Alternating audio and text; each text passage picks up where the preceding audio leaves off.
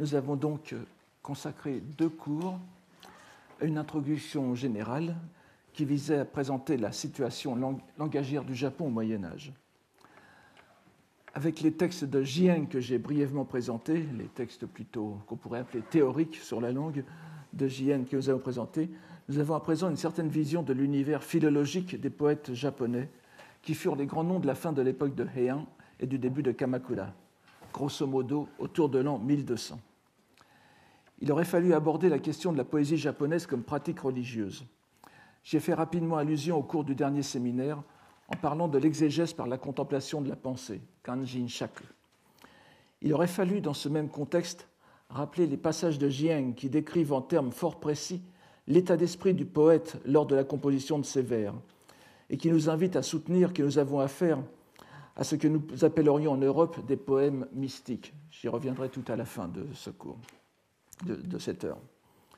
Produit d'état de conscience, permettant au sujet, au poète donc, de percevoir des facettes inconnues de la réalité, non perceptibles normalement au plus grand nombre. Que l'on ne se méprenne pas. Je soutiens simplement que ces poètes en sont persuadés, ce qui suffit à notre propos. Je ne me prononce évidemment pas sur la validité d'une quelconque expérience mystique. Nous aurons en tout cas certainement l'occasion de revenir sur cet aspect de la poésie japonaise, aujourd'hui et dans les autres cours. Il est grand temps d'aborder aujourd'hui ce qui est le centre du cours de cette année, le moine Song-en et la centurie de poèmes qu'il composa sur le Sutra du Lotus. Il ne sera sans doute pas inutile d'expliquer tout d'abord pourquoi j'ai choisi de faire de ce bref recueil le sujet du cours de cette année. Chacun peut d'abord remarquer qu'il s'agit d'un thème fort proche de celui d'un livre que j'ai publié il y a 4 ans sur la centurie du Lotus de Jien. Ce Jien que j'ai déjà eu plusieurs fois l'occasion d'évoquer à la fois pour ses poèmes et ses idées sur la position de la langue japonaise dans le rapport triangulaire sanskrit-chinois-japonais. Nous aurons encore une fois sous les yeux une collection de 100 waka, de poèmes japonais, entièrement consacrés au Sutra du Lotus. C'est donc dans le genre dit poèmes japonais à thème bouddhique, Shakkyoka, c'est le genre général qui est déjà une partie des anthologies japonaises, je ne reviens pas sur ce sujet pour ce moment, mais Shakkyoka désigne d'abord une partie des catégories des poèmes d'anthologie impériale japonaise, puis c'est devenu un genre en soi, les poèmes à thème bouddhique. La variété des thèmes est tellement trop grande pour que j'y fasse allusion pour l'instant. Donc, dans le genre dit des poèmes à thème bouddhique japonais, nous avons ce sous-genre particulièrement intéressant pour notre propos général, des homonka, ou poèmes scripturaires, qui nous retiendra cette année. Signifiant littéralement poème sur la lettre de la loi, homon, n'est-ce pas? Ho, le dharma, mon, bun, en lecture littéraire, laïque, si vous voulez, c'est-à-dire la lettre, la littérature. Ces pièces sont forcément composées sous le signe d'une citation littérale prise à un sutra, en l'occurrence le Sutra du Lotus. Pour qu'on ne m'accuse pas de faire du lotusocentrisme en quelque sorte, je dois vous faire remarquer que même dans les anthologies impériales, le nombre de poèmes consacrés au lotus dépasse de beaucoup les autres poèmes bouddhiques. C'est le genre privilégié, pour des raisons que j'ai déjà évoquées plusieurs fois, notamment la qualité des images littéraires du Sutra du Lotus. Cette citation, la citation scripturaire donc, je le souligne encore une fois, est toujours en chinois classique, et pour le Sutra du Lotus, selon la traduction de Kumarajiva. On n'a pas, que je sache, de citation scripturaire du Lotus sur la traduction de Dharmaraksha. Le chinois joue donc le rôle de langue originelle du sutra, alors que personne n'ignore que c'est en réalité le sanskrit qui devrait jouir de cette place privilégiée. La présence du sanskrit est donc invisible, mais ne devra pas être oubliée, comme je l'ai rappelé au cours précédent, en raison des sens indiens qui ont été insufflés dans les termes chinois retenus pour le vocabulaire bouddhique. La fortune de ce que j'appellerai ici la centurie du lotus de Song-en donc, ne se peut comparer à celle de Jien. Un détail concret nous en fait prendre conscience. À l'époque de Muromachi, donc 14e, 15e siècle, autour de l'an 1500, a été compilée une importante collection de poèmes sur le Sutra du Lotus par un moine de l'école Tendai qui s'appelait Jikkai. Cette collection portait le titre de Yakuwa Wakashu, que je me risquerais à traduire par recueil des poèmes adoucis en traduction. Il y a ici un jeu de mots encore difficile à rendre en français ou en toute autre langue d'ailleurs, c'est sur le mot wa, n'est-ce pas, le wa que nous avons dans waka, waka qui signifie donc littéralement les chants du Japon, les chants du Yamato, n'est-ce pas, et qui veut dire aussi harmonie. Le wa veut dire harmonie, c'est un thème très à la mode au Japon comme en Chine moderne, et en même temps, ce wa se lit parfois yawaragu, n'est-ce pas, yawarageru en japonais moderne, ce qui veut dire adoucir, rendre plus facile, aplanir en quelque sorte. Et cela fait en réalité allusion à une citation très précise qui est d'abord dans le Lao Tzu, n'est-ce pas, dans le livre du Tao Te Ching, et qui a été reprise, donc le Tao Te Ching dont on ignore la date, mais qu'on peut dater, qu'on peut estimer dans la version actuelle certainement du 2e, 3e siècle avant l'ère chrétienne, et avec des proto-modèles qui remontent un peu plus haut. Dans le Lao Tzu, il y a cette citation Hochi Guang Tongchi Chan, donc lu en japonais, Sono hikari o yawaragete, sono shiri, n'est-ce pas, ni dosu ou anjikusu, c'est-à-dire adoucir sa lumière pour se rendre identique à la poussière. Ça a été simplifié dans un livre beaucoup plus tardif, du VIe siècle, de ce grand moine chinois Zhi Yi, n'est-ce pas, dont j'ai déjà évoqué l'importance ici, Qingyi en japonais, donc le fondateur de l'école, le vrai fondateur de l'école Tendai, et sous la forme en chinois Heguang Tongchen, qui a été traduit en japonais, lu en japonais Wako Dojin, c'est-à-dire la même chose, adoucir sa lumière pour s'assimiler à la poussière. Dans ce contexte bouddhique chinois, c'est l'action du bodhisattva, n'est-ce pas, de l'être d'éveil qui se mêle à notre monde de douleur, le monde de l'endurance, comme disent les bouddhistes. Et en japonais, en revanche, ça a pris un sens beaucoup plus précis. Je vous ai parlé la dernière fois du Honji Suijaku, n'est-ce pas, de la base originelle et des traces descendues. Donc la base originelle ou l'origine fondamentale, ce sont les Bouddhas Bodhisattvas. Les traces descendues, ce sont les divinités du Japon qui exercent la même activité salvifique que les Bouddhas Bodhisattvas, mais à l'échelle des Japonais en quelque sorte. Et ce terme de Wako Dojin, adoucir sa lumière pour s'assimiler à la poussière, a pris à peu près le même sens que Honji Suijaku. C'est-à-dire que ce sont les Bouddhas Bodhisattvas qui adoucissent leur lumière, insoutenable pour le commun des êtres, et en l'occurrence le Japon, pour se mêler à la poussière, c'est-à-dire le monde matériel qui nous environne, c'est-à-dire le Japon. Et c'est donc le mouvement même de transfert du pouvoir des Bouddhas au pouvoir des divinités japonaises. Et en même temps, comme je vous l'ai dit tout à l'heure, Wa veut dire Japon, Yamato, n'est-ce pas? Donc, ce titre, Yakuwa Wakashu, qui signifie littéralement recueil de poèmes japonais, alors traduit en japonais, ce qui ne veut plus rien dire grand-chose, n'est-ce pas? Mais évidemment, c'est le Sutra du Lotus traduit en japonais, et en même temps, c'est le Sutra du Lotus adouci dans la traduction, adouci en translation, facilité ou harmonisé avec le peuple japonais en translation. Vous voyez comme ce simple mot je dis translation pour ne pas dire traduction, puisqu'ici on a en effet un phénomène de transposition en quelque sorte. Donc ce Yakuwa Wakashu de Jikkai compte à très peu près 500 wakas. Il y a plusieurs éditions, 500, 501, parfois un peu moins. Tous consacrés donc au Sutra du Lotus et brièvement commentés par Jikkai.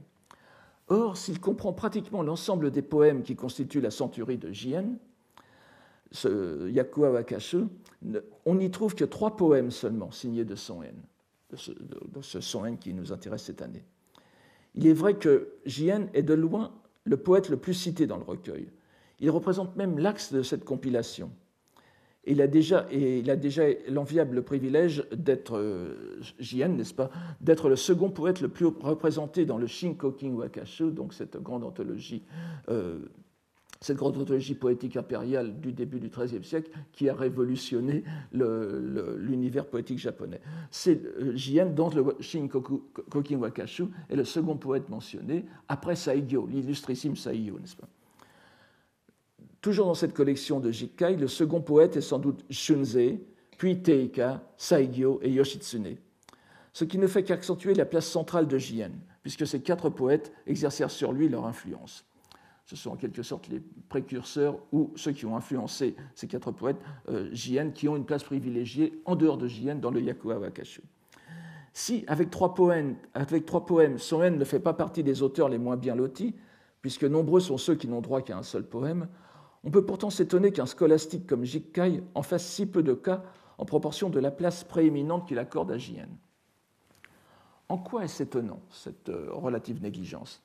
C'est que précisément, à beaucoup d'égards, et à 2 siècles d'intervalle, Son-en, dont les dates sont 1298-1356, pourrait être considéré comme un Jien redivivus, rené, n'est-ce pas, une réincarnation de Jien, qui lui, je rappelle ses dates, c'est 1155-1225.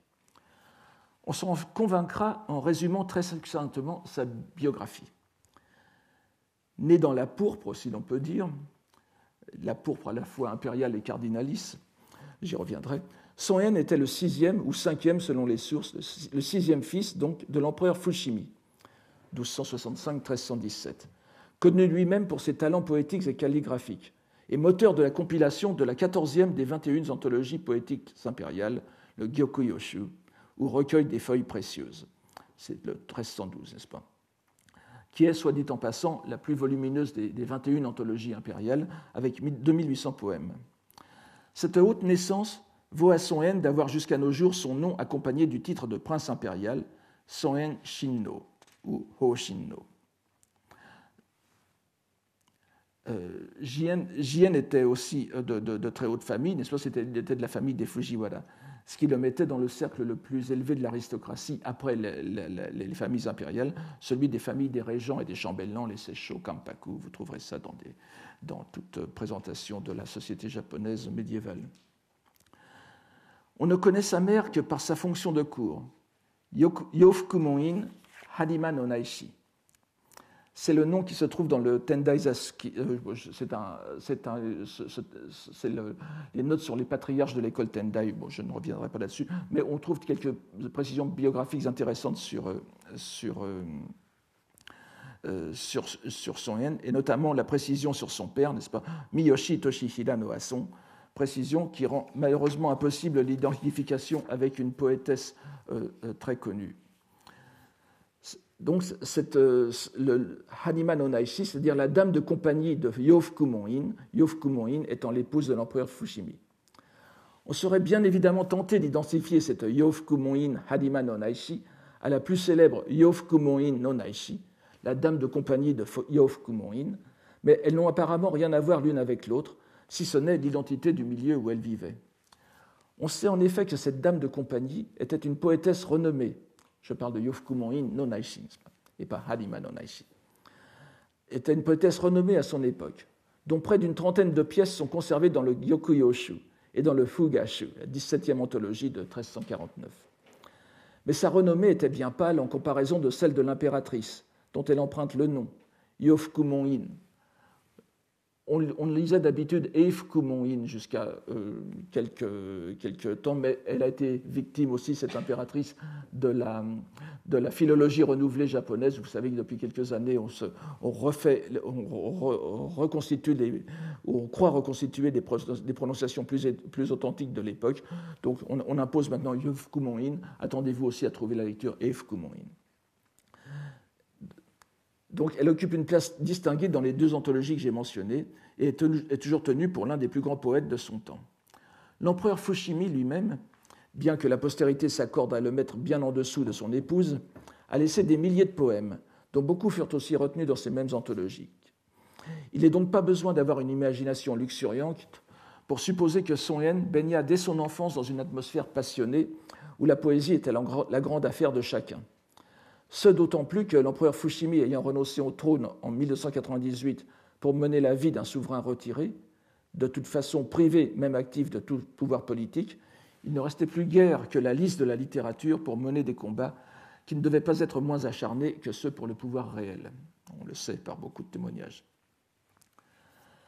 Sa naissance ne lui laissant pas d'espoir d'accéder à la fonction impériale, ce qui arriva à 2 de ses demi-frères, Son-en, qui s'appelait encore le prince Takahiko, entra dans la voie bouddhique sous la direction du directeur monastique, je traduis ainsi comme beaucoup de mes prédécesseurs, Sojo, donc le recteur monastique Jishin en 1311, alors qu'il n'avait que 13 ans. Il eut ensuite ce que nous appellerions aujourd'hui une carrière éclair, puisque dès l'année suivante, vers l'âge de 14 ans donc, succédant à son maître, il devenait le 17e abbé d'un grand temple de Kyoto, le Shoren-in, lieu sur lequel nous devrons nous attarder quelque peu en raison de son importance générale et pour notre propos. Le Shoren-in est en effet un haut lieu du bouddhisme japonais classique. On en fait remonter la fondation à Saicho lui-même. Saicho, donc le fondateur de l'école Tendai, c'est pas du début du IXe siècle. Puisque, à l'origine, sous le nom de Shorenbo, ou Ermitage du lotus bleu, je fais une allusion à Tintin, mais c'est évidemment le lotus bleu-vert, ce n'était qu'une modeste résidence monacale sur le mont Hiei, relevant de la pagode de l'Est, Toto. Ce n'est qu'avec son changement de nature et sa promotion dans l'ordre politico-religieux qu'on le fit descendre des hauteurs de l'Enryakuji, donc l'Enryakuji qui est l'appellation religieuse du centre de l'école Tendai, qui était sur le mont Hiei, qu'il de besoin de rappeler ce mont qui est au nord-est de Kyoto, n'est-ce pas, dans la direction la plus inauspicieuse qu'on appelle la porte des démons, Kimon. Donc c'était un monastère placé là pour protéger en quelque sorte Kyoto du risque de la venue des démons par cette porte maléfique. Donc, on le fit descendre des hauteurs de l'Enryakuji et de ses dépendances pour s'installer sur le pourtour est de Kyoto. Nous avons d'ailleurs, je fais une petite notice en passant, avec les déplacements de ce temple, un bon exemple d'un phénomène historique important dans l'Asie sinisée, que mon ami François Martin a appelé les toponymes en état d'apesanteur. C'est une très bonne expression. On voit en action une conception de la toponymie assez surprenante, pour qui se réfère avant tout à l'histoire européenne. En quelque sorte, le nom crée le lieu. La toponymie n'est pas attachée de façon irréversible à un lieu, mais transférable, emportant avec elle la sacralité ou le prestige de l'endroit. On le trouve évidemment dans les termes religieux, on le trouve aussi dans les termes politiques. Vous savez que, par exemple, Kyoto a comme autre nom poétique et littéraire Rakuyo, c'est-à-dire la prononciation japonaise de Luoyang. Luoyang, donc la grande capitale historique de la Chine, n'est-ce pas, avec Chang'an. Donc, évidemment, pour un Chinois, appeler Kyoto Rakuyo, Luoyang semble ridicule. Pour les Japonais, c'était une manière de remettre ce toponyme, de réactualiser le toponyme dans un milieu japonais. On trouve cela dans beaucoup d'autres endroits. Je parlais de l'Enryakuji, n'est-ce pas, du mont Hiei. Donc, le mont Hiei, dans la poésie, et nous le verrons au cours de cette année, le mont Hiei est appelé Washinoyama, la montagne des aigles. Alors, la montagne des aigles, c'est évidemment, ça vous fait tout de suite penser à Ryojusen, n'est-ce pas? Ryojusen, qui est la traduction chinoise de Gritakuta Parvata, c'est-à-dire la montagne du pic du vautour. Le pic du vautour, c'est-à-dire l'endroit où a été prêché le Sutra du Lotus. Donc, à partir du sanskrit, on a traduit en chinois Ryojusen, littéralement la montagne sacrée des aigles, puis transposé en japonais sous le nom de Washinoyama, qui est devenu l'appellation poétique du mont Hiei, ce qui met directement le mont Hiei, le centre du Tendai, en relation avec cette montagne de l'Inde. Dans les deux cas, le mont Hiei n'est pas très grand, n'est pas très haut, ça fait 800 et quelques mètres. Le pic des vautours indiens est encore plus bas, si on peut identifier l'endroit actuel au pic des vautours bouddhiques, n'est-ce pas, puisqu'il fait 300 ou 400 mètres, non loin de Bénarès.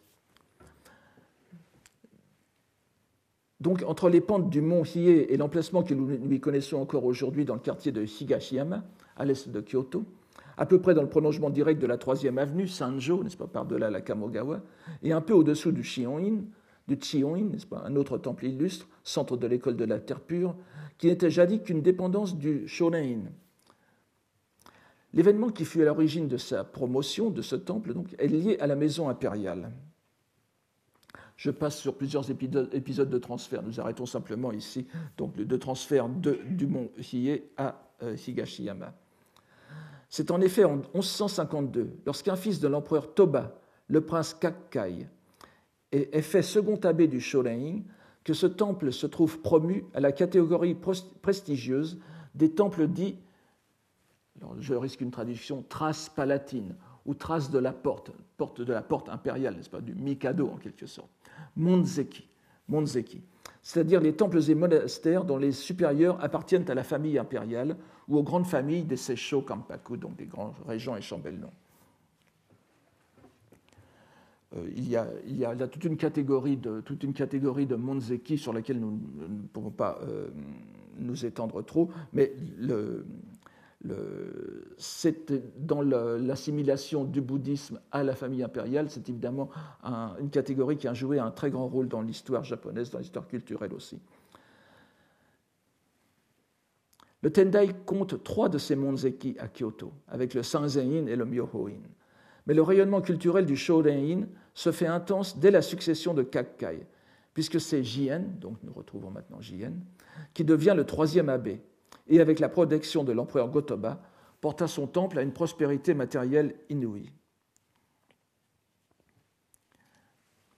On sait que des moines aussi importants pour l'histoire religieuse de Kamakura que Honen et Shinnan eurent des contacts avec Jien. L'ermitage où pratiqua Honen, qui devint le Chion-in, appartenait alors au Shoden-in, et ce temple, malgré les critiques que Jien lui-même fit des doctrines de la terre pure, devint un centre important d'une pratique que l'on peut qualifier de syncrétique et que l'on a appelée Tendai Jodokyo, c'est-à-dire donc les doctrines de la terre pure et du Tendai. Bon, la terre pure, je ne reviens pas là-dessus. Honen, n'est-ce pas, le fondateur de l'école dite de la terre pure, Jodoshu, et Shinnan, le fondateur de l'école dite authentique de la terre pure, Jodo Shinshu. Et les deux ont été formés dans le Tendai, dans la scolastique du Tendai, et on peut voir dans leur activité une sorte de réaction à la complexité de la scolastique Tendai qui leur semblait trop un obstacle au salut même. Et comme vous le savez, Honen et Shinnan même de façon plus appuyée, ont prôné la seule récitation du nom de Bouddha, du Bouddha Amida, comme moyen de salut. Jien lui-même, malgré ses critiques, ne fut pas indemne de ce syncrétique Tendai Jodokyo. Et j'ai eu l'occasion de signaler des traces indéniables de croyance en la terre pure au sein même des poèmes lotusiens de Jien. En effet, je ne sais pas si c'est le moment de dire ici, à vrai dire, nous pouvons, ça serait, je suis désolé, je dois toujours regarder l'heure parce qu'il y a tellement de choses à dire, mais vous savez bien qu'en réalité, cette inimitié Tendai, terre pure, que l'on peut constater dans plusieurs écrits, cachait une sorte d'entente sous-jacente que l'on voit chez Jien lui-même. Dans plusieurs de ses écrits, il fait allusion à ce qu'on appelle les nuées pourpres, n'est-ce pas, Murasaki no Kumo. Comme vous le savez, c'est Murasaki no Kumo, cette nuée pourpre, c'est la couleur du Shiun en sino-japonais, c'est la couleur du nuage qui annonce la venue du Bouddha Amida, de la terre pure, pour venir chercher le mourant, n'est-ce pas, et le remettre, celui qui aura récité son nom, et l'accueillir dans sa terre pure. Quand l'on voit un moine scolastique aussi éminent que Jien se risquer 2 ou 3 fois dans sa Centurie du Lotus à parler de cette nuée pourpre, montre déjà la profondeur au moment de la mort, donc parce que c'est la grande affaire, n'est-ce pas, le moment de mourir. Et on voit souvent des moines même très, très versés dans la scolastique se dire mais à quoi ça sert tout ça pour mourir. Et c'est là qu'intervient l'amidisme. Mais comme je le disais, l'opposition n'est pas fondamentale puisque une très vieille, une très ancienne croyance, enfin j'aurai peut-être l'occasion d'y revenir, voulait que Saicho, lui-même le fondateur du Tendai, ait rapporté de Chine, de son voyage en Chine, qu'il a fait en même temps que Kukai, je le rappelle, 4 doctrines, et pas une seule, non seulement le Tendai, mais aussi l'ésotérisme, Mikkyo, la terre pure, Jodo, et le zen, n'est-ce pas? Alors évidemment, c'est une croyance qui est apparue vers la fin de l'époque de Heian. Mais c'était pour montrer que, en fin de compte, les 4 grands courants bouddhiques du Japon se ramenaient tous à Saicho. Donc vous voyez que ce Tendai Jodokyo, qui est né en effet autour de l'époque de la fin de Heian, en tout cas, donc de l'époque de Jien, n'est pas une pratique aussi aberrante qu'on pourrait le penser. Nous avons donc le premier point commun entre les deux moines. Tous deux furent abbés d'un même temple de haute aristocratie, qui, malgré la différence d'époque, exerça une grande influence culturelle. Mais le parallélisme ne s'arrête pas là. On sait que l'école Tendai a à sa tête un patriarche, appelé Zasu, dont l'autorité s'étendait à l'ensemble des monastères de la secte. Alors que de nos jours, ce titre est conféré à vie, il était au Moyen-Âge l'objet d'un mandat à terme limité qui pouvait revenir plusieurs fois à la même personne. Jien reçut à 4 reprises cette distinction. Il a été 4 fois Zasu, largement honorifique. Et par une remarquable coïncidence, Soen fut lui aussi nommé 4 fois Zasu du Tendai. On verra qu'il y a lieu de se demander s'il s'agit réellement d'une coïncidence ou d'une tentative consciente de la part de Soen d'imiter son grand prédécesseur. Mais avant de revenir à ce qui réunit les deux moines, nous devons dire quelques mots d'un domaine où Soen s'est particulièrement distingué, bien au-delà de celui qui a peut-être été son modèle. Je veux parler de la calligraphie. Au moins depuis Kukai, la calligraphie et le monde monastique sont étroitement liés au Japon, à la fois comme pratique artistique et comme pratique religieuse, dimensions entre lesquelles les passages sont nombreux. On voit des laïcs calligraphier des textes bouddhiques et des moines s'abandonner au plaisir de l'écriture poétique. Tout cela est bien connu, mais on me permettra d'insister à la lumière de ce qui a déjà été dit ici, sur le sens que peut avoir ce genre d'activité artistique lorsqu'elle se déploie dans un cadre déterminé par une vision religieuse. Nous avons vu que Jien avait mené sa réflexion jusqu'à identifier la voix de Bouddha et la voix de la poésie.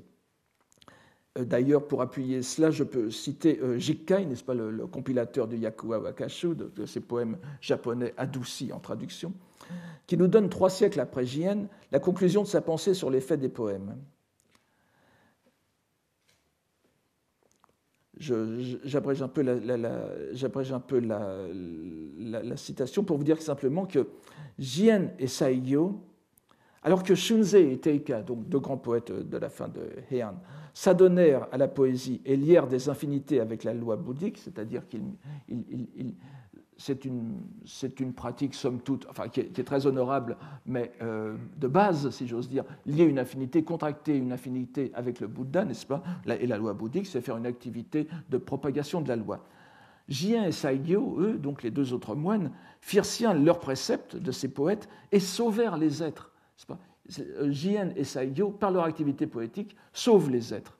Et on voit d'après ce passage que la composition poétique chez Jikkai est véritablement pratique de bodhisattva, puisque, comme vous le savez, la pratique de bodhisattva est définie en 2 phases.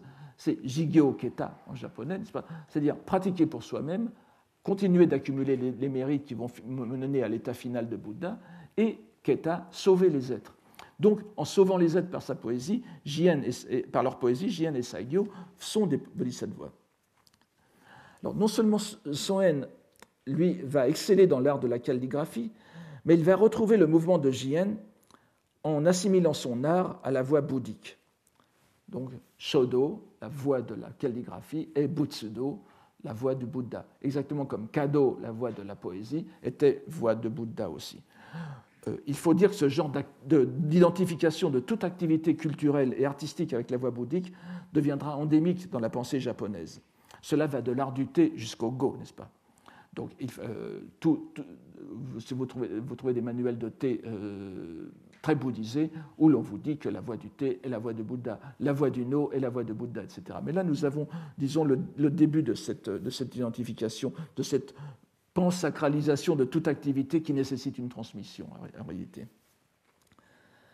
Donc, si le poème japonais n'est autre qu'une parole de vérité, Shingon, l'acte de l'écrire revient à écrire des lettres brahmiques. En faisant de la voie de la calligraphie la voie de Bouddha, la division ancienne de l'écriture du Japon entre écriture d'homme, otokode, ou écriture véritable, mana, pour désigner l'écriture chinoise d'un côté et écriture de femme ou écriture provisoire, n'est-ce pas, onnate ou kana, pour désigner le syllabaire japonais de l'autre, se trouve résorbé dans la vérité supérieure du bouddhisme. Copier la lettre d'un sutra bouddhique, activité dont les grands sutras comme le lotus ou l'éclat doré, le Konko Myokyo, répètent à satiété qu'elle procure à celui qui les pratique des mérites impossibles à décrire tant ils sont immenses, ou recopier un poème, sujet véritable de l'activité calligraphique japonaise, deviennent des pratiques équivalentes. Car il faut souligner que le style calligraphique qui caractérise Son Yen, à la différence de Kukai, calligraphe essentiellement d'écriture chinoise, concerne avant tout l'écriture syllabique japonaise, où les caractères chinois sont nettement minoritaires, en fréquence, n'est-ce pas, et son rapport avec l'écriture uniquement chinoise. Nous voyons ainsi combien il est possible de retracer dans cette dialectique mana-kana, les termes utilisés par Son Yen lui-même, donc écriture véritable, écriture provisoire, écriture chinoise, écriture japonaise, le rapport langue chinoise, langue japonaise que nous avons vu esquisser chez Jien. Son Yen n'a laissé que peu d'écrits si on le compare à son grand ancien. Le plus célèbre, ce qui n'est pas difficile car les autres ne sont connus que des historiens, est le petit traité de calligraphie intitulé Jubokusho, littéralement les notes qui pénètrent le bois. Ju, c'est le caractère qui est lu normalement Nyu ireru, n'est-ce pas? C'est la lecture kaon, cette fois, de la lecture du caractère Nyu, qui est le plus souvent lu en go. Donc c'est de la littérature, c'est la prononciation laïque en quelque sorte de ce mot. Normalement, un moine bouddhique devrait lire Nyumokusho, mais c'est toujours lu Jubokusho pour montrer que nous sommes dans une pratique littéraire.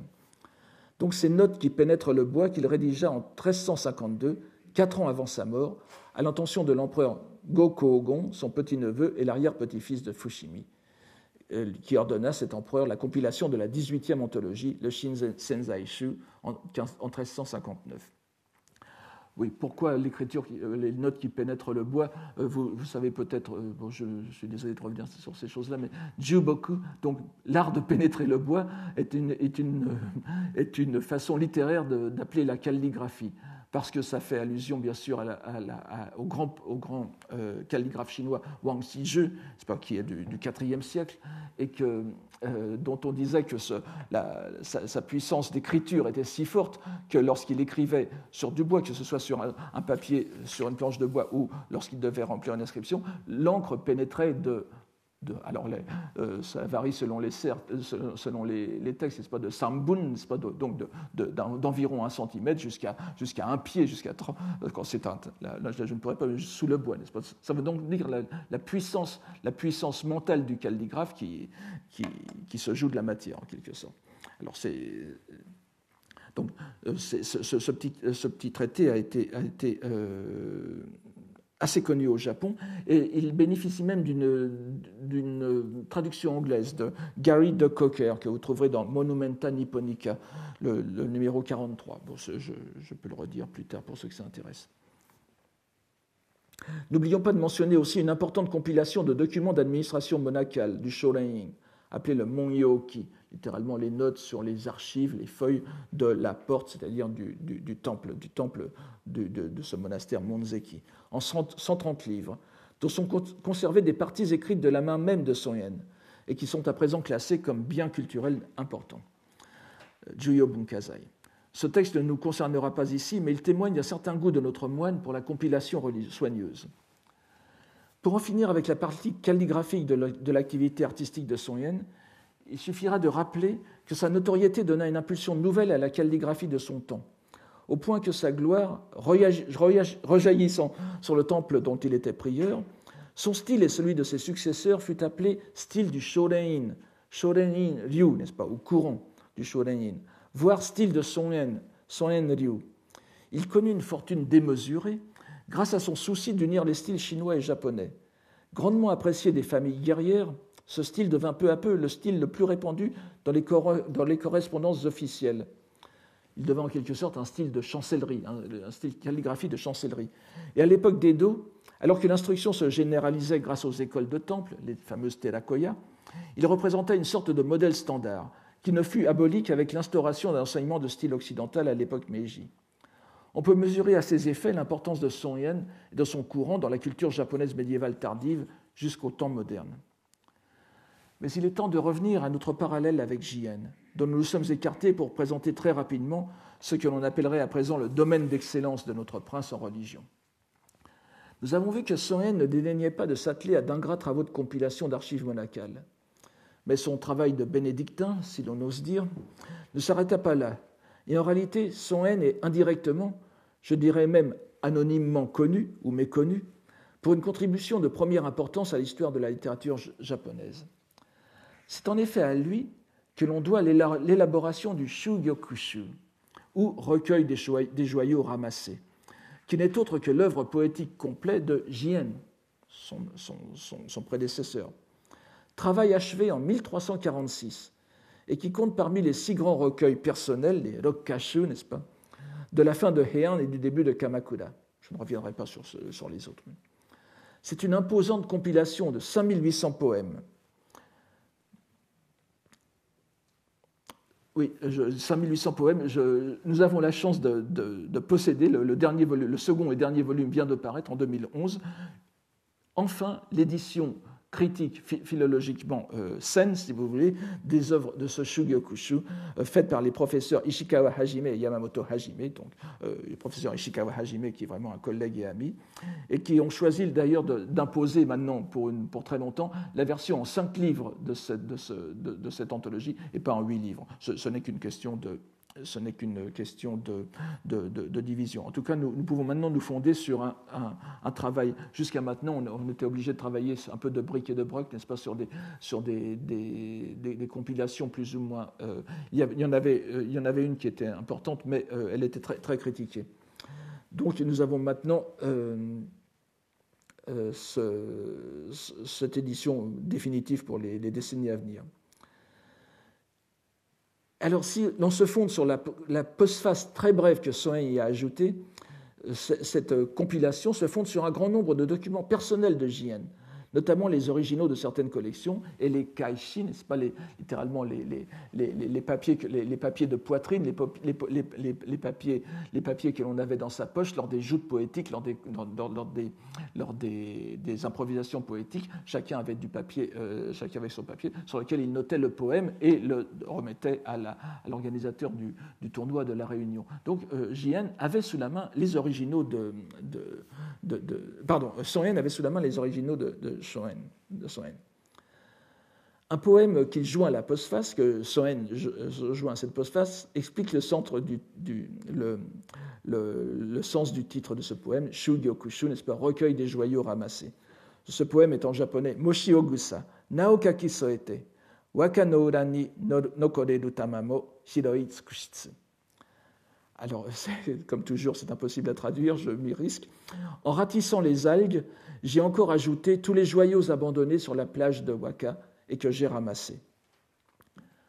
On voit que ce poème n'échappe pas à la surdétermination qui permet, en utilisant des tours et des locutions figées de longue date, de superposer les couches de sens et invite le lecteur à en chercher d'autres encore. J'y reviendrai tout à l'heure sur les autres sens. Mais pour dire le sens principal, n'est-ce pas, Moshi Ogusa, vous savez que Moshi Ogusa, ce sont les algues Moshio, littéralement les herbes à sel d'algues. Ce sont les algues que l'on traitait pour obtenir du sel marin. Et donc, Moshi Ogusa au kaku veut dire ratisser, n'est-ce pas, ratisser les algues, mais en même temps, ça voulant dire à la fois les herbes, parfois aussi les brouillons de lettres ou les lettres tracées en forme d'herbe, n'est-ce pas? Et kaku étant homophone d'écrire, donc exactement comme en français populaire, gratter, kaku veut dire gratter, ratisser, etc.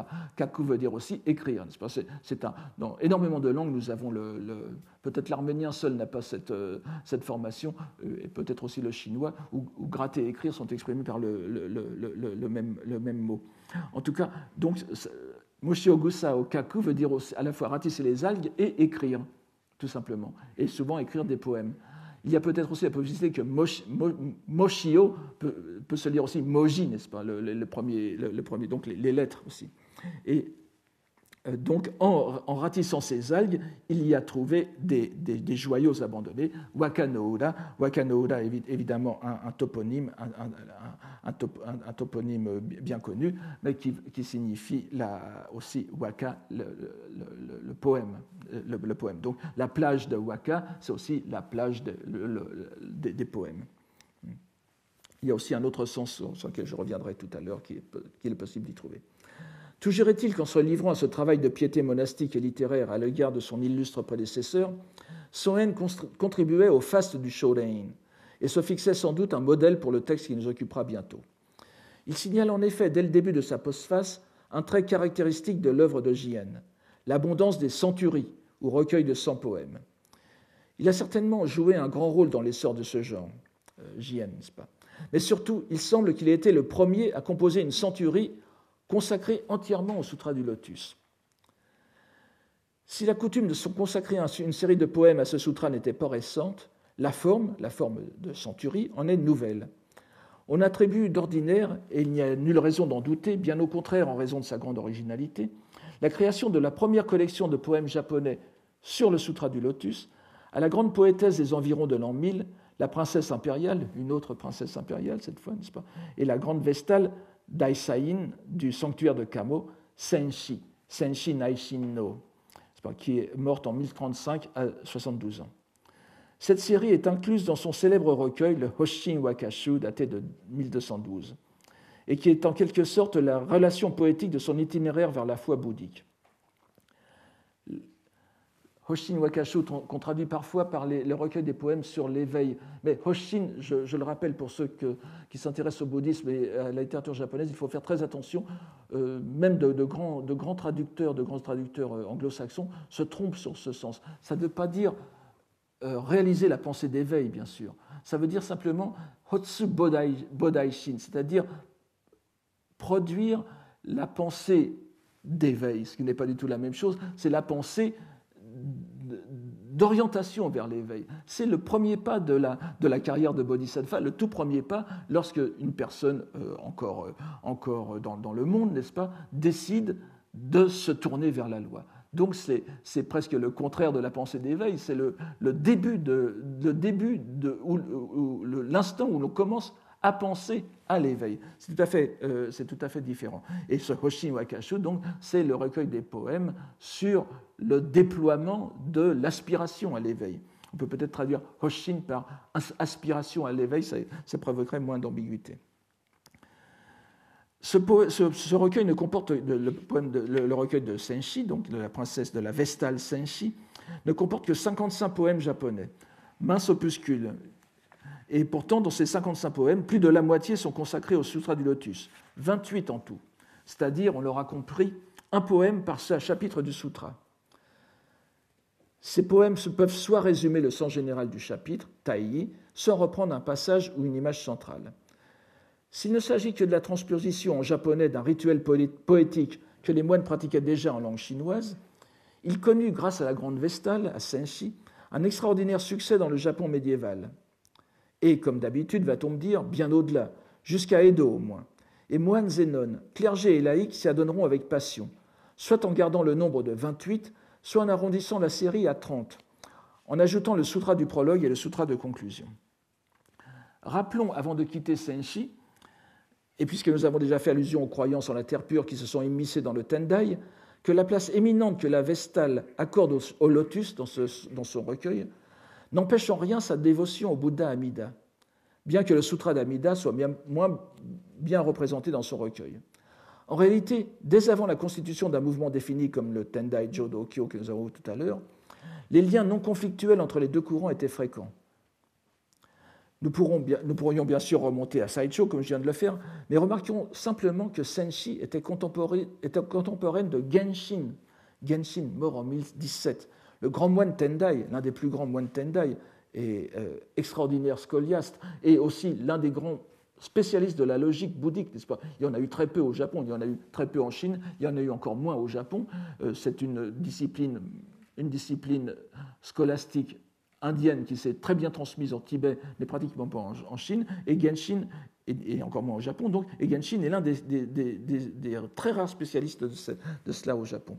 Et qui est aussi en même temps un promoteur important de la terre pure, avec évidemment son Onjo Yoshu, n'est-ce pas, l'essentiel pour la bonne renaissance, dont il répandait les doctrines à Kyoto et sur le mont Hiei même, dans son ermitage de Yokawa, donc quasiment contemporaine. Nous avons ainsi le témoignage émouvant d'un poème que Senshi aurait composé au moment où elle revenait de la capitale vers le sanctuaire, où tout ce qui rappelait le bouddhisme était rituellement interdit. Je n'insiste pas là-dessus, vous savez qu'il y a quelques grands sanctuaires shinto, donc japonais, ou même à l'époque où bouddhisme et shinto cohabitaient, il était interdit, mais de façon rituelle, n'est-ce pas, non pas religieuse, c'est-à-dire qu'on pouvait être bouddhiste, mais à l'intérieur du temple, du sanctuaire, on ne prononçait pas de termes qui rappelaient le bouddhisme. Donc, au moment où elle rentrait dans ce sanctuaire de Kamo, et où elle n'aurait donc plus pu, pendant toute la durée de son séjour, se livrer à sa pratique piétiste de la récitation du nom d'Amida, n'est-ce pas, Namu Amida Butsu, le Shomyo. Donc, lorsqu'elle va franchir l'enceinte sacrée des dieux, elle donne ce poème qui est assez intéressant. Je le cite en traduction. « Bien que j'y pense, un interdit certes m'empêche d'en parler, mais tourner vers lui, mes pleurs sont ma prière.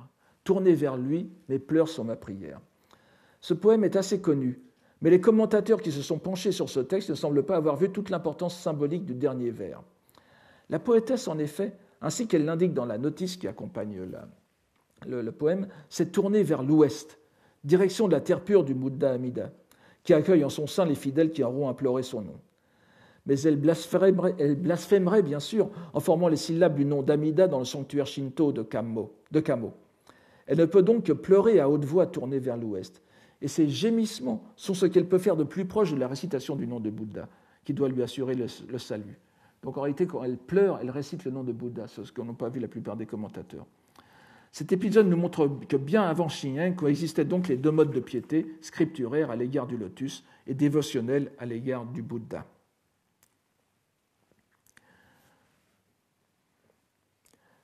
D'ailleurs, cet épisode, et Senshi elle-même est assez caractéristique, n'est-ce pas? Intellectuellement, c'est le Sutra du Lotus qui l'attire. Elle a fait cette magnifique série de 28 poèmes. Et émotionnellement, en quelque sorte, c'est le Bouddha Amida. Et cette émotion se traduit par les pleurs. La récitation du Bouddha, ce sont les pleurs. Donc, il n'y aura donc pas à s'étonner de retrouver chez le grand prélat que fut Jien, et plus discrètement, une attitude déjà illustrée par celle qui est la pionnière de la poésie lotusienne en japonais. Ce détour par Senshi était nécessaire pour apprécier l'évolution qui s'est faite de cette première série de 28 poèmes japonais sur le lotus à la centurie de Jien sur le même sutra, et peut-être mieux comprendre la démarche de Soen. Les lecteurs observateurs qui auront consacré quelques moments à feuilleter la centurie de Jien auront certainement remarqué que ce recueil de 100 poèmes présente une anomalie singulière pour une centurie. Il s'y trouve en effet 144 poèmes au lieu des 100 attendus. L'explication de cette bizarrerie se trouve dans la postface de Soen. Ayant eu accès aux poèmes originaux de Jien, il a souvent trouvé des versions différentes sur les mêmes citations scripturaires, car il était d'usage de faire plusieurs essais sur chaque thème, le poète se réservant de faire un choix définitif plus tard.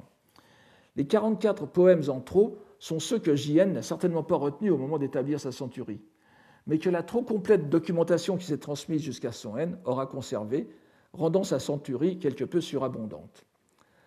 Faut-il voir là l'une des raisons qui ont mené Soen à composer lui-même une centurie sur le modèle de son prédécesseur? Mais cette fois une vraie centurie de 100 poèmes, et surtout, comme on le verra, exempte des ratages que l'on trouve chez Jien, avec seulement les poèmes appartenant à la catégorie supérieure qui sont retenus.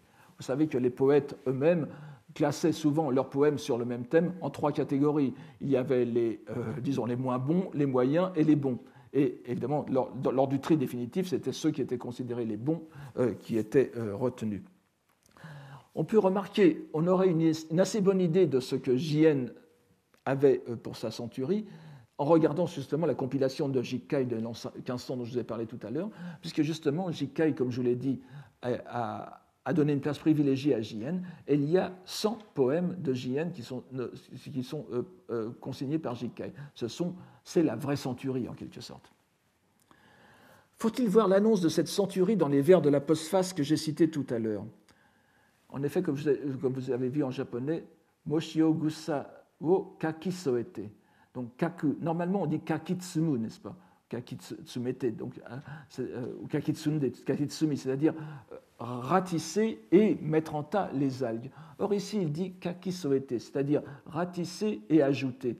Et la formule Moshio Gusa wo Kakisou se trouve fréquemment, même en prose, pour dire « je vais rajouter des textes ». N'est-ce pas? Donc, au lieu du kaki tsumu qu'on attendrait dans ce travail de compilation, on voit que Soen ajoute quelque chose à cette figure poétique, ajouter un écrit en quelque sorte. Je vous avouerai que je suis très tenté de faire ce saut sémantique pour la raison que l'on n'a que peu de poèmes de Soen que la postérité ait conservés, et qu'en tout cas, nous n'avons rien d'autre de lui qui atteigne l'ampleur de sa centurie. Son caractère unique dans son œuvre, elle-même assez restreinte, nous l'avons vu, en fait une cible d'autant plus évidente pour cette allusion littéraire, kakisou, si l'on a effectivement une allusion dans le poème de la préface. Venons-en à un autre point qui ne peut que soulever la curiosité. Alors que Soen est un nom illustre de la culture japonaise, l'un des calligraphes les plus célèbres, voire le plus célèbre de l'histoire du Japon, sa centurie du lotus est pratiquement inconnue. L'article de Gary de Cocker, que j'ai cité tout à l'heure dans Monumenta Nipponica, n'en fait nulle mention. Les grands dictionnaires de littérature japonaise ou d'histoire du bouddhisme non plus. Je n'en connais pas d'édition commentée. La seule édition existante, dans une présentation très modeste, nous en reviendrons dans le séminaire, ne donne qu'une version renéotypée des poèmes, sans commentaire. Cette négligence n'est pas le fait des modernes. Nous avons vu qu'on la constate déjà chez Jikkai à la fin de l'époque médiévale. Il n'y a pas lieu de penser que ce quasi-oubli soit dû à un doute sur l'authenticité de la centurie. Personne n'a pensé à une fabrication postérieure, n'est-ce pas? Et c'est d'autant moins douteux que ces poèmes sont tous présents cette fois dans une grande compilation beaucoup plus tardive de 1278 poèmes sur le Sutra du Lotus qui a été faite au XVIIIe siècle. C'est ce qu'on appelle le Ridai Homon Wakashu Chuge, parfois lu Chukai, mais en tout cas jamais Hobun Wakashu comme on le trouve parfois sur l'Internet, n'est-ce pas? Négliger cette prononciation, qui est le commentaire du recueil thématique de poèmes scripturaires du lettré polygraphe Hatanaka Chiuta. Et là, on a en effet tous les poèmes de JN qui sont consignés, mais ils sont noyés dans la masse, n'est-ce pas? 1278 poèmes, ils ne sont pas mis spécialement en relief. C'est en tout cas l'indice de l'absence de doute sur l'authenticité, en tout cas traditionnel, sur l'authenticité de ce recueil. Je ne m'explique pas ce phénomène de négligence, puisque tout menait, je le répète, à considérer Soen comme un continuateur de JN. Tous deux du Tendai, tous deux abbés du Shorein, tous deux nommés à 4 reprises patriarches de l'école, tous deux auteurs d'une centurie. Il n'est pas jusqu'à leur nom de religion qu'ils soient voisins. Le second caractère de Soen, on l'aura compris, rappelant évidemment celui de JN. Je serais tenté de supposer que la centurie de Soen a été victime de la réputation de son auteur. Considéré comme éminent calligraphe, on n'a jamais parlé de ses dons de poète. Ses dons artistiques ont aussi occulté sa qualité de moine, et on n'a pas été chercher chez lui d'illumination singulière sur l'essence du lotus. Il est aussi très tardif. Bien qu'appartenant encore à l'époque des anthologies poétiques impériales, elle se clôt en 1439 avec la 21e anthologie, n'est-ce pas? Il se situe entre la 14e et la 18e, puisque la 18e, le Shinsenzaishu, dont j'ai parlé tout à l'heure, a été faite en 1359, c'est-à-dire 3 ans après sa mort. Et il est indéniable que Jikkai, le grand compilateur, accordait sa préférence aux poètes de Heian et du début de Kamakura, donc ce qui pourrait expliquer la négligence de Jikkai. Des poètes comme Soen venaient trop tard et n'étaient plus guère tenus que pour des épigones. Faut-il risquer une autre explication? On me pardonnera peut-être d'estimer que Soen se montre ici, sur son propre terrain, si j'ose employer cette locution sportive, meilleur poète que Jien. J'ai déjà dit que les 44 poèmes en trop dans la centurie de ce dernier ont souvent un je ne sais quoi d'inachevé, voire de brouillon. Mais ce trait même leur confère une indéniable portée religieuse. On y sent une ferveur, un enthousiasme qui se traduit parfois en des vers maladroits, mais qui apparaissent comme sincères. S'il faut un exemple concret de mon assertion, j'en donnerai un seul ici, mais d'importance. On sait qu'en leitmotiv du Sutra du Lotus est inlassablement décrite l'allégresse des auditeurs à l'audition de la prédication du Bouddha. Ils exultent littéralement, c'est-à-dire qu'ils trépignent de joie, sautillent de joie à chaque nouvelle progression dans la révélation de la vraie nature de l'éveillé et de son message. Il est donc naturel que le poète soit à son tour transporté par cette même liesse, surtout si l'on admet que la poésie à thème bouddhique est bien plus le produit de cette exégèse par la contemplation de la pensée, est bien le produit de cette exégèse par la contemplation de la pensée que j'ai évoqué plus haut, le Kanjin Shaku. La joie est contagieuse et apparaît donc spontanément dans les poèmes. On conviendra cependant que c'est un peu trop direct pour le goût japonais. Il est évident que les vers où se trouvaient des mots comme « quelle joie d'entendre »,« kikuzo ureshiki », etc., n'auraient pas été retenus dans le tri final de Jien. Or, on ne trouve pas moins de 15 fois le mot japonais ureshi, transposant normalement le chinois kangi du texte scripturaire, chez Jien, soit une fois tous les 10 poèmes. Qu'en est-il chez Soen ?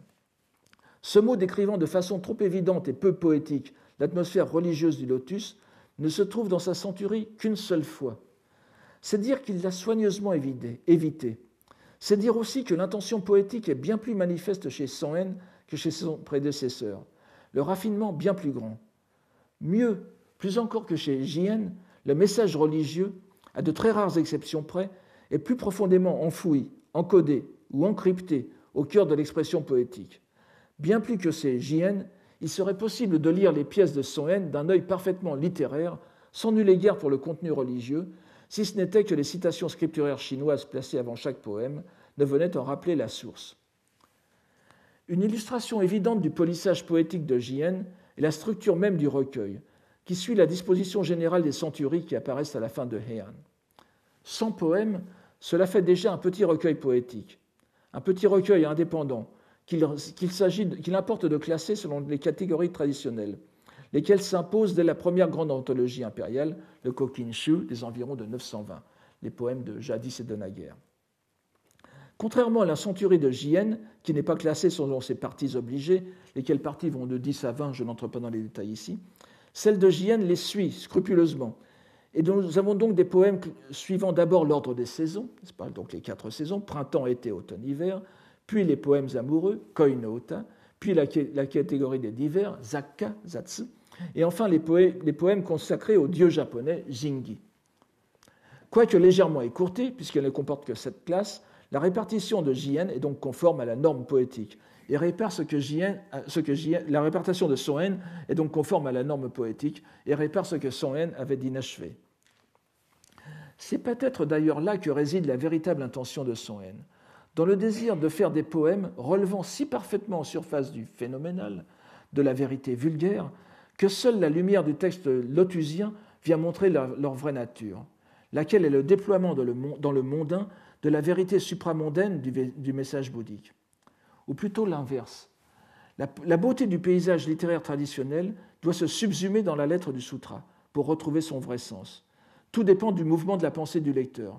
Si l'on va du phénoménal vers le réel, comme ce devrait être la démarche normale de celui qui vit dans le monde, ou du réel vers le phénoménal, qui est la démarche littéraire qui se déroule sous nos yeux, puisque nous avons d'abord à lire la lettre scripturaire avant d'en apprécier la transposition littéraire. Cette réflexion sur le sens de la lecture et donc de la pensée n'est pas une digression oiseuse. Je me réfère en réalité à la pratique de méditation par permutation des caractères sur les 10 incités. Et l'écart maximal. Alors je reviendrai peut-être dans le séminaire sur cette question qui est un peu trop complexe pour être traitée ici. Mais c'est une pratique poético-religieuse que l'on trouve bien, n'est-ce pas ? Bien attesté.